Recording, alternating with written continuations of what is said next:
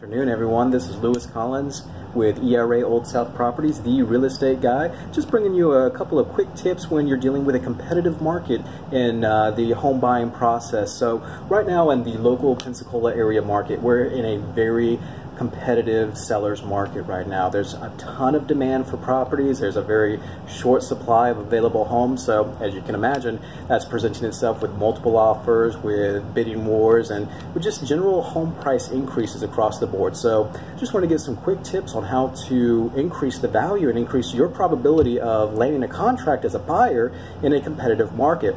So 3 quick tips for you. First and foremost, know your budget.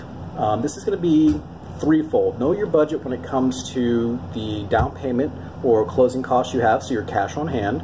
Know your budget when it comes to the total monthly payment, and that's going to be, of course, your PITI, your principal, interest, taxes, and insurance, and then, of course, any kind of mortgage insurance if it's required for your loan.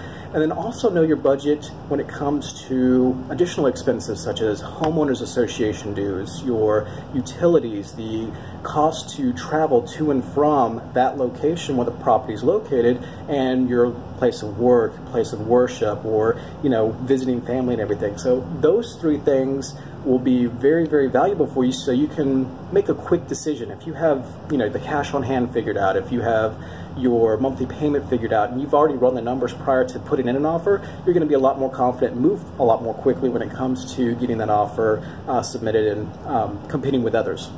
The other one is going to be know the value. So in a competitive market, obviously values are increasing pretty dramatically in most cases. And with the bidding wars, you're usually seeing the final contract price go above and beyond what the home is actually listed for. And that's whether or not there are seller concessions. So know what the value is on the properties you're looking at. Make sure your realtor is competent and will look up comps for you, will drive you around neighborhoods that have a very stable market as far as the prices go, and that that the homes you're looking at have the value that is perceived in the list price. That way you won't hesitate when it comes to putting pen to paper and actually getting that offer presented, and you'll have a little less of an issue maybe down the road when it comes to the appraisal and fulfilling all the contingency requirements that most contracts put forth. And the third and final one, again real quick, is make it personal.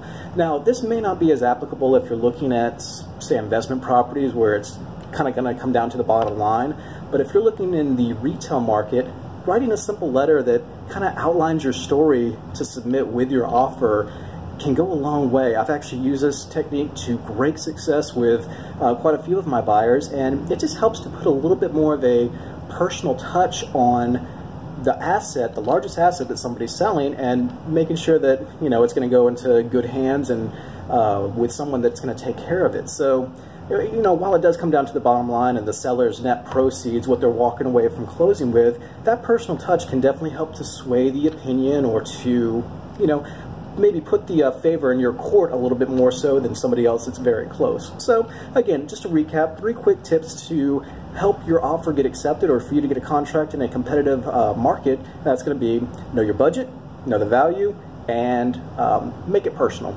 Again, this is Lewis Collins, the real estate guy. If you have any other topics or ideas that you'd like to hear information on, or just like to discuss in general, please comment, and also visit me at www.realestateguy.org, and I'd love to hear from you guys. Take care.